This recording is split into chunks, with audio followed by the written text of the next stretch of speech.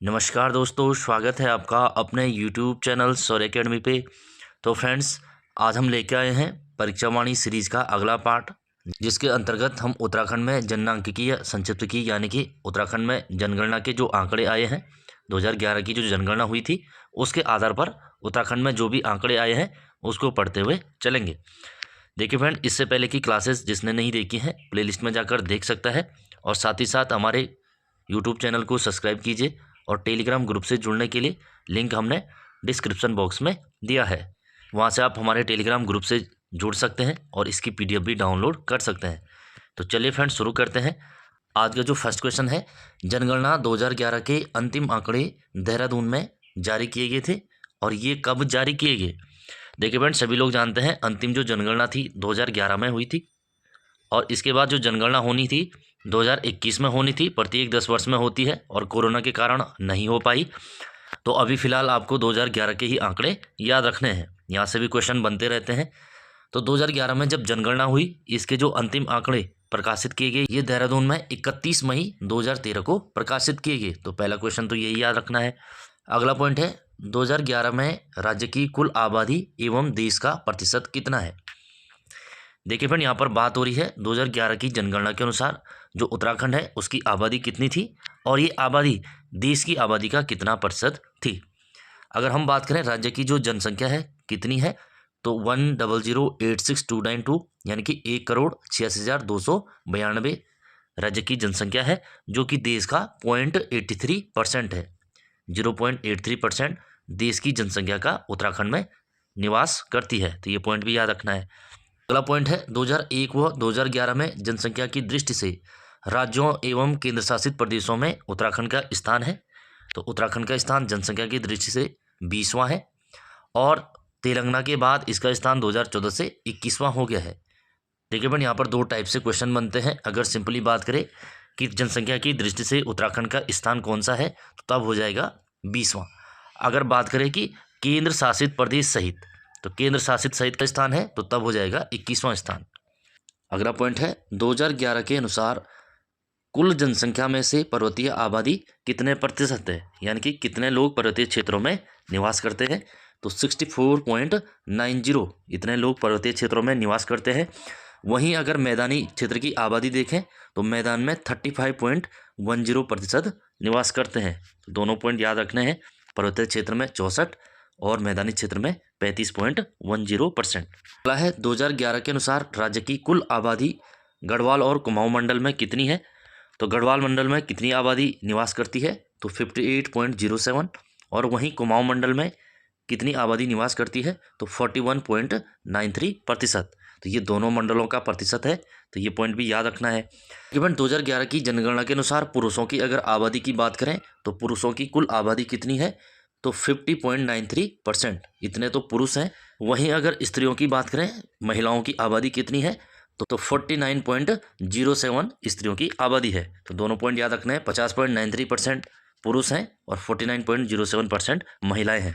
अगला पॉइंट है, 2011 में 0 से 6 तक की आयु वाले जो शिशु हैं उनकी जनसंख्या का प्रतिशत कितना है, यानी कि कुल जनसंख्या में 0 से लेकर 6 वर्ष तक के जो शिशु हैं उनकी जनसंख्या कितने % है, तो 13.44 उनकी जनसंख्या है। तो 13.44% हो जाएगा।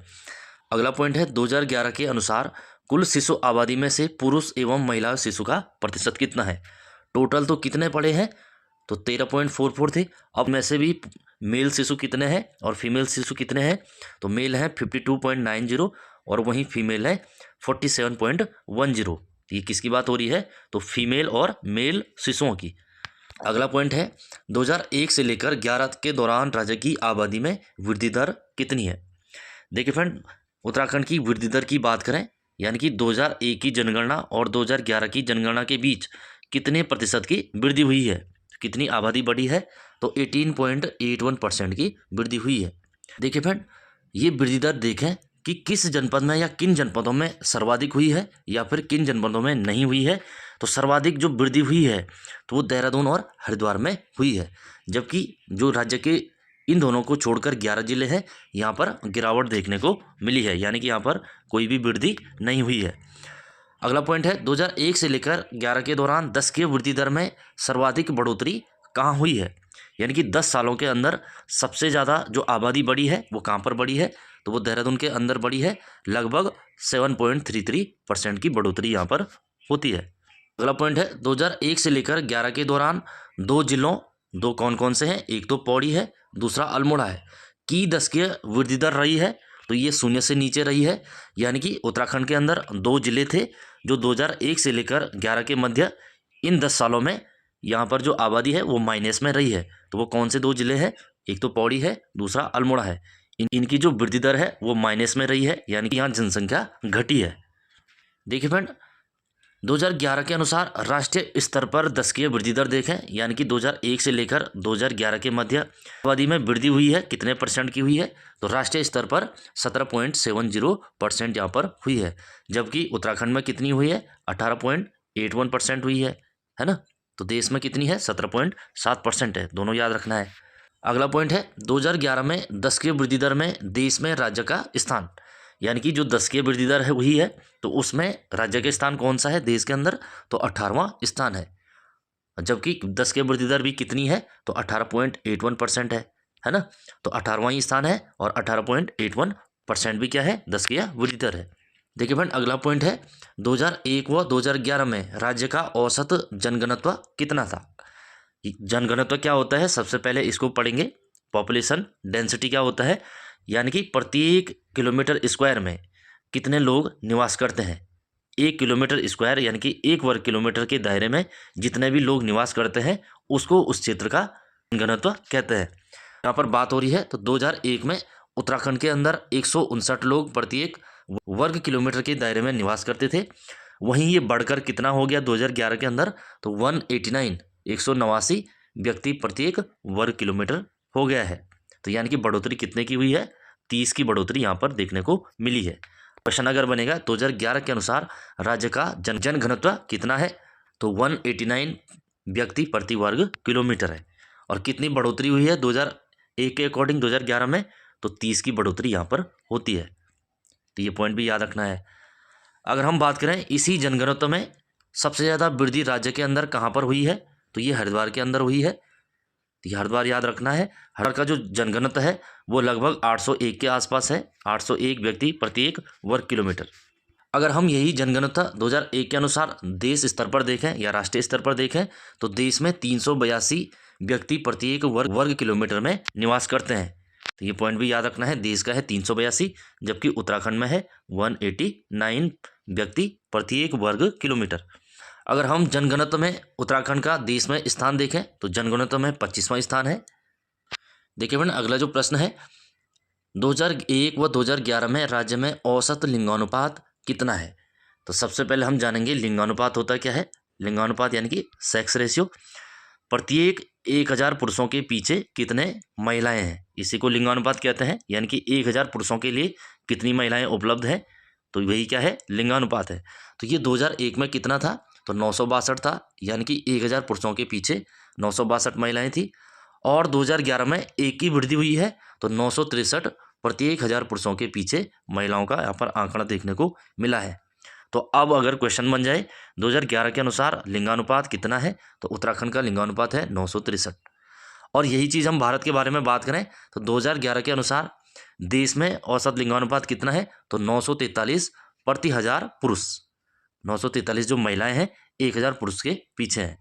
अगला पॉइंट है 2011 में लिंगानुपात में देश में राज्य का स्थान, यानी कि देश में लिंगानुपात में उत्तराखंड का स्थान क्या है, तो लिंगानुपात में 13वां स्थान है। 13वां याद रखना है, ये इंपॉर्टेंट क्वेश्चन है। अगला है 2001 व 2011 में राज्य की औसत साक्षरता कितनी थी। 2001 में राज्य की अगर साक्षरता की बात करें, लिटरेसी रेट कितना था, तो 71.62 यानी कि 71.62 क्या था 2001 के अकॉर्डिंग राज्य की साक्षरता थी। और 2011 के अकॉर्डिंग इसमें 7 की वृद्धि हुई है, तो 78.82 इतना परसेंट क्या है अभी राज्य की साक्षरता है, लिटरेसी रेट है। तो ये पॉइंट याद रखना है, वर्तमान में कितनी है 78.82। और अगर हम साक्षरता में उत्तराखंड का स्थान देखें देश के अंदर, तो साक्षरता में उत्तराखंड का 17वां स्थान है।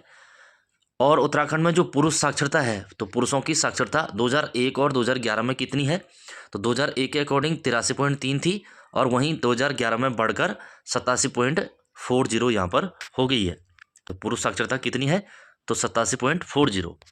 अगर हम बात करें 2011 के अनुसार पुरुष साक्षरता में देश में राज्य का स्थान, यानी कि उत्तराखंड का पुरुष साक्षरता में देश में कौन सा स्थान है? तो 13वां स्थान है। यही 13वां स्थान लिंगानुपात में भी है ना। तो ये दोनों याद रखने हैं। पुरुष साक्षरता में भी 13वां है, लिंगानुपात में भी 13वां है, जबकि सिंपली साक्षरता में कितना है? तो तब 17वां है।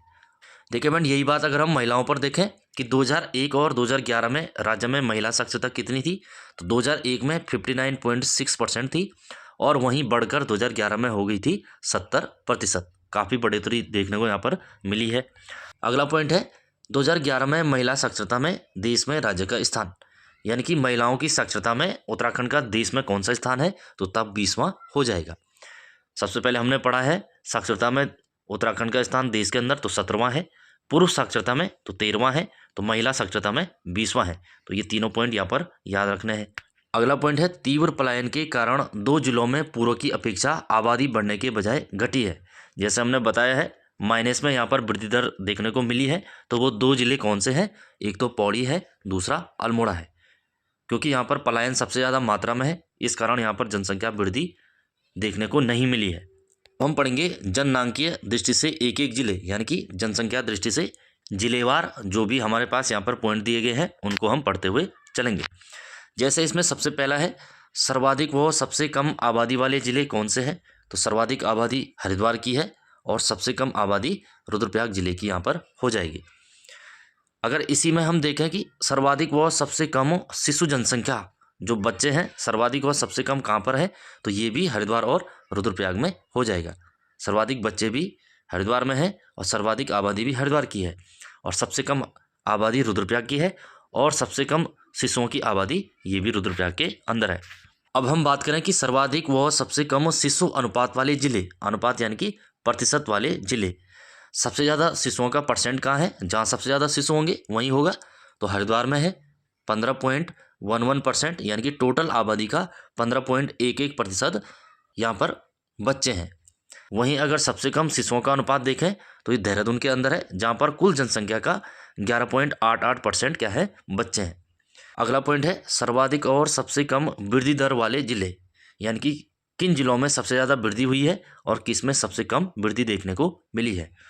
सबसे ज़्यादा आबादी जो बढ़ी है वो उधम सिंह नगर की बढ़ी है, जहाँ पर कुल जनसंख्या का 33.45% की वृद्धि हुई है। वहीं सबसे कम जो आबादी बढ़ी है तो वो पौड़ी में बढ़ी है, माइनस में है यहाँ पर, तो -1.41। इसके बाद अल्मोड़ा है।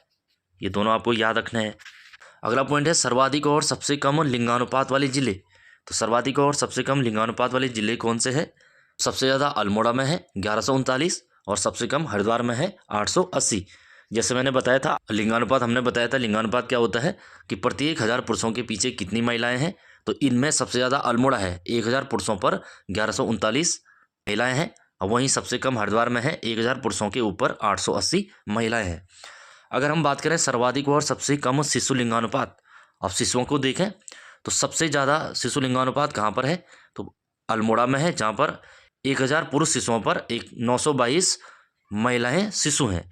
वहीं पिथौरागढ़ में सबसे कम है, 1000 पुरुष शिशुओं पर 816 शिशु महिलाएं हैं, है ना। तो ये पॉइंट याद रखना है। सबसे ज़्यादा है अल्मोड़ा का और सबसे कम है पिथौरागढ़ का। ये किस में बात हो रही है? तो शिशु लिंगानुपात की ये बात हो रही है। अगला पॉइंट है सर्वाधिक और सबसे कम जनघनत्व वाले जिले। जनघनत्व जैसे हमने बताया है प्रत्येक किलोमीटर स्क्वायर के दायरे में रहने वाले लोग। तो सबसे ज़्यादा जो जनघनत्व है वो 801 हरिद्वार का है ना। तो 1 किलोमीटर स्क्वायर में हरिद्वार में 801 लोग निवास करते हैं। वहीं उत्तरकाशी में सबसे कम है, जहाँ पर 1 किलोमीटर स्क्वायर के दायरे में 41 लोग ही निवास करते हैं। तो सबसे कम उत्तरकाशी और सबसे ज़्यादा हरिद्वार। अगला पॉइंट है सर्वाधिक और सबसे कम औसत साक्षरता वाले जिले, यानी कि पढ़ाई लिखाई में सबसे ऊपर कौन है, सबसे नीचे कौन है। तो सर्वाधिक जो साक्षरता है, लिटरेसी रेट है, तो वो देहरादून की है 84.25। वहीं सबसे कम किसकी है? उधम सिंह नगर की है 73.10। अगला पॉइंट है सर्वाधिक व सबसे कम पुरुष साक्षरता वाले जिले। तो पुरुषों की लिटरेसी रेट देखें तो सर्वाधिक जो पढ़े लिखे पुरुष हैं तो वो रुद्रप्रयाग से हैं। तो रुद्रप्रयाग जहाँ पर 93.90% पुरुष साक्षरता है। वहीं सबसे कम हरिद्वार के पुरुष हैं, 81.04% साक्षरता इनकी यहाँ पर हो जाएगी। अगला पॉइंट है सर्वाधिक व सबसे कम महिला साक्षरता वाले जिले। अब महिलाओं में देखें तो जहाँ सबसे ज़्यादा है महिलाओं की भी सबसे ज़्यादा वही है तो देहरादून। तो देहरादून में सबसे ज़्यादा महिला साक्षरता है जो कि 78.54% है। वहीं महिलाओं में सबसे कम साक्षरता किसकी है तो उत्तरकाशी की है 62.35%। अब हम बात करेंगे आबादी के ऊपर, यानी कि सबसे ज़्यादा आबादी कहाँ की है, उसके बाद कहाँ निवास करते हैं, फिर कहाँ निवास करते हैं। आबादी के क्रम में भी पूछा जाता है, सबसे घनी आबादी के क्रम में जिलों को व्यवस्थित कीजिए। तो इसमें सबसे पहला जो पॉइंट है 10 या 15 लाख से अधिक आबादी वाले जिले घटते क्रम में, यानी कि सबसे ज़्यादा आबादी किसकी है, फिर किसकी है, फिर किसकी है, ऐसे अवरोही क्रम में यहाँ पर लगाने हैं। तो 10 से 15 लाख वाले तीन ही जिले यहाँ पर हैं जहाँ की जनसंख्या 10 से 15 लाख है, जिसमें सबसे ज़्यादा हरिद्वार की है, फिर देहरादून की है, फिर उधम सिंह नगर की हो जाएगी। तो जनसंख्या में भी ये याद रखना है, सबसे ज़्यादा हरिद्वार, फिर देहरादून, फिर उधम सिंह नगर। अब हम बात करेंगे सर्वाधिक जनसंख्या वाले 4 जिले घटते क्रम में, यानी कि जिन जिलों की जनसंख्या सबसे ज़्यादा है वो सबसे टॉप में आएगा, जिसकी कम है वो सबसे नीचे आएगा। तो सबसे ज़्यादा जनसंख्या किसकी है, हरिद्वार की है, फिर देहरादून की है, फिर उधम सिंह नगर, फिर नैनीताल की यहाँ पर हो जाएगी। यही चीज़ अगर हम देखें कि सबसे कम जनसंख्या वाले 4 जिले बढ़ते क्रम में, तो सबसे कम जनसंख्या जैसे हमने बताया है रुद्रप्रयाग की है, उसके बाद चंपावत की है, फिर बागेश्वर, फिर उत्तरकाशी यहाँ पर हो जाएगा। अगर हम देखें कि सर्वाधिक शिशु प्रतिशत वाले 4 जिले घटते क्रम में, यानी कि ऐसे जिले जहाँ शिशुओं का प्रतिशत सबसे ज़्यादा है, जनसंख्या में नहीं, सिर्फ किसमें, शिशु प्रतिशत में। जनसंख्या अलग है और प्रतिशत अलग है। देखिए फ्रेंड, अगर प्रतिशत में देखें तो सबसे ज़्यादा शिशु हरिद्वार में निवास करते हैं, जहां इनकी कुल जनसंख्या का 15.11% क्या है, शिशु निवास करते हैं। वहीं दूसरा चंपावत है, तीसरा उत्तरकाशी है, चौथा उधम सिंह नगर यहाँ पर हो जाएगा। अगला पॉइंट है सर्वाधिक दशकीय वृद्धि दर वाले 4 जिले, वो भी कैसे, घटते क्रम में। तो सर्वाधिक दशकीय वृद्धि दर वाले 4 जिले घटते क्रम में, इनको हम देखेंगे, यानी कि सबसे ज़्यादा वृद्धि कहाँ हुई है, फिर कहाँ हुई है, ये घटते क्रम में लगाने हैं। तो सबसे ज़्यादा जो वृद्धि देखने को मिली है उधम सिंह नगर में 33.45, इसी के साथ देहरादून दूसरे स्थान पर रहा है, तीसरा हरिद्वार रहा है, चौथा नैनीताल यहाँ पर रहा है। अगर हम यही चीज़ देखें कि सबसे कम वृद्धि दर वाले 4 जिले बढ़ते क्रम में, किस जिले की सबसे कम वृद्धि रही है, तो हमने जैसे पढ़ा है पौड़ी सबसे कम वृद्धि दर रही है, माइनस में रही है, तो -1.41%। दूसरा अल्मोड़ा रहा है, इसकी भी माइनस में रही है, तो -1.28%। तीसरा है टिहरी जहाँ पर 2.35% वृद्धि दर हुई है, और चौथा बागेश्वर रहा है जहाँ की वृद्धि दर 4.81% रही है। अगला पॉइंट है सर्वाधिक लिंगानुपात वाले 4 जिले घटते क्रम में, यानी कि जहाँ का सेक्स रेशियो सबसे ज़्यादा है, सबसे पहले वो आएगा, फिर घटते हुए इसके आगे के 4 जिले यहाँ पर आएंगे। तो सबसे ज़्यादा लिंगानुपात वाला जैसा हमने अभी बताया है अल्मोड़ा है 1139, उसके बाद रुद्रप्रयाग है 1114, फिर पौड़ी गढ़वाल है 1103, फिर बागेश्वर है 1090। तो ये चारों याद रखने हैं, लिंगानुपात में घटते क्रम में ये लगाने को आते हैं। अगर हम यही चीज़ बढ़ते क्रम में देखें, यानी कि सबसे कम लिंगानुपात वाले 4 जिले बढ़ते क्रम में, अब इसमें नीचे से ऊपर को लगाएंगे, यानी कि सबसे कम जिसका है वो सबसे पहले आएगा। तो सबसे कम हरिद्वार का है 880, फिर देहरादून का है 902, फिर उधम सिंह नगर का है 920, फिर नैनीताल का है 934, यानी कि प्रत्येक 1000 पुरुषों पर 934 यहाँ पर महिलाएं वास करती हैं। अगला है सर्वाधिक जनघनत्व वाले 4 जिले बढ़ते क्रम में, यानी कि प्रत्येक किलोमीटर स्क्वायर में जितने लोग निवास करते हैं, तो सबसे ज़्यादा पहले आएगा और सबसे कम नीचे सबसे अंत में आएगा। तो सबसे ज़्यादा जो जनघनत्व है वो हरिद्वार का है, जैसे हमने बताया 801, इसी के साथ उधम सिंह नगर दूसरे स्थान पर है 649, और देहरादून तीसरे स्थान पर रहा है 549, और नैनीताल 225 यहाँ पर हो जाएगा। अगर यही चीज़ हम बढ़ते क्रम में देखें, यानी कि सबसे कम जनघनत्व वाले 4 जिले बढ़ते क्रम में, सबसे पहले कौन सा आएगा, जिसका सबसे कम है, और सबसे अंत में जिसका सबसे ज़्यादा है, तो ये बढ़ते क्रम में देखेंगे। तो सबसे कम जनघनत्व वाला जिला उत्तरकाशी है, जहाँ पर 1 किलोमीटर स्क्वायर के एरिया में 41 लोग ही निवास करते हैं। दूसरा चमोली है, जहाँ पर 49 लोग निवास करते हैं।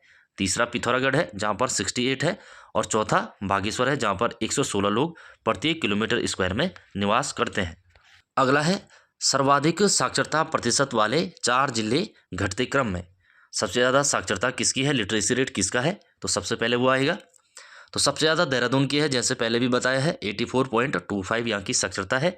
इसी के साथ नैनीताल दूसरे स्थान पर है, तीसरा चमोली है और चौथा यहाँ पर पिथौरागढ़ हो जाएगा।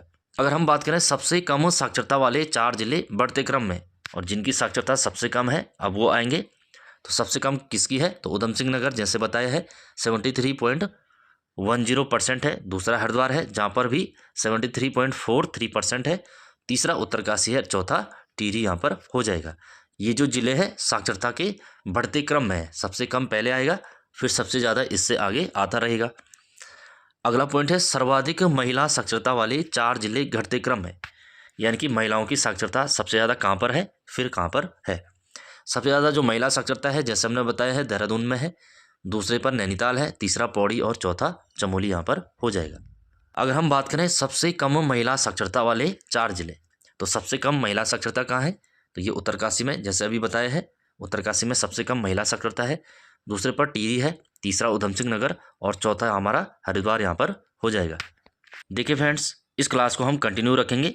जिन्होंने अभी तक सब्सक्राइब नहीं किया है वो कर लीजिए, और साथ ही साथ हमारे टेलीग्राम ग्रुप से जुड़ने के लिए लिंक हमने डिस्क्रिप्शन बॉक्स में दिया है, वहाँ से आप विजिट कर सकते हैं। मिलते हैं इस क्लास के अगले भाग में। Thank you for watching.